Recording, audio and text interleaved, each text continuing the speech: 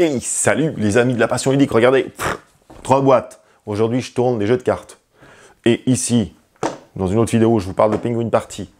Tout petit jeu de cartes, hyper vite assimilé. Ici, dans une autre vidéo, je tourne le coup de cœur du mois et même des derniers mois, la Habana. Jeu de cartes un tout petit peu plus complexe, qui se joue en une demi-heure.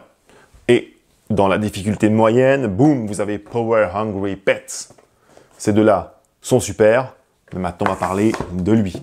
Qu'est-ce que les Power Hungry Pets? C'est l'esprit Exploding Kitten. C'est tout bête. Vous avez un paquet central avec des cartes. Chacun, vous avez une carte en main. À votre tour, qu'est-ce que vous faites? Vous piochez une carte, vous la regardez. Vous en avez donc, vous suivez bien deux. Vous en choisissez une à jouer que vous posez devant vous. Ainsi de suite. Chacun fait ça jusqu'à ce qu'on soit tous éliminés, soit qu'il ne reste plus rien à pocher. À ce moment-là, on montre notre carte et celui dont la valeur est la plus forte gagne. Voilà, j'ai expliqué les règles.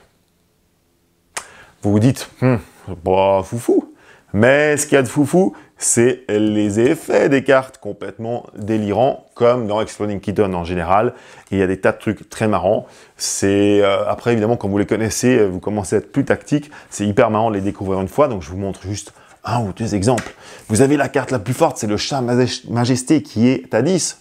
Bah, vous diriez, bah, c'est absolument ça qu'il faut garder en main jusqu'à la fin. Eh ben non, parce que si vous placez cette carte devant vous, vous êtes immédiatement éliminé. Y aura-t-il des cartes qui vous obligent à jouer des cartes? Eh oui, il y en a.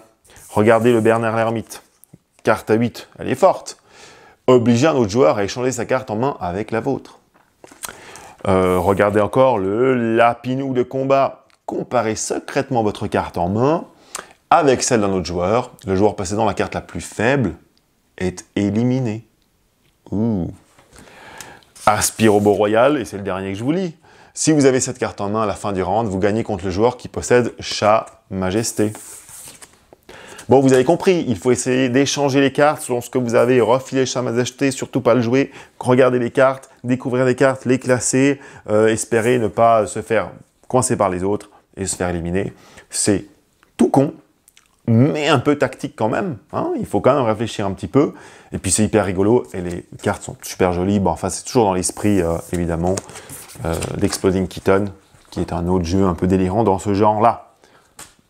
Franchement, trop cool. Ça, avec les amis, pour se marrer, pour faire une petite partie qui dure une quinzaine, vingtaine de minutes, bah, c'est l'idéal. Donc, ça se joue à deux. Regardez la boîte, elle est trop marrante. Enfin, ça se joue à deux. Donc, qu'est-ce que je raconte? Ça se joue à deux parce que je l'ai essayé à deux. Ça va jusqu'à 6. Évidemment, plus vous êtes, plus ça devient compliqué parce qu'il va falloir envisager toutes les autres mains. À 2, évidemment, on sait un peu. 3, 4, ça va encore. 5, 6. Power Hungry Pets. Allez, vous pouvez le retrouver sur aquaonjoue.ch.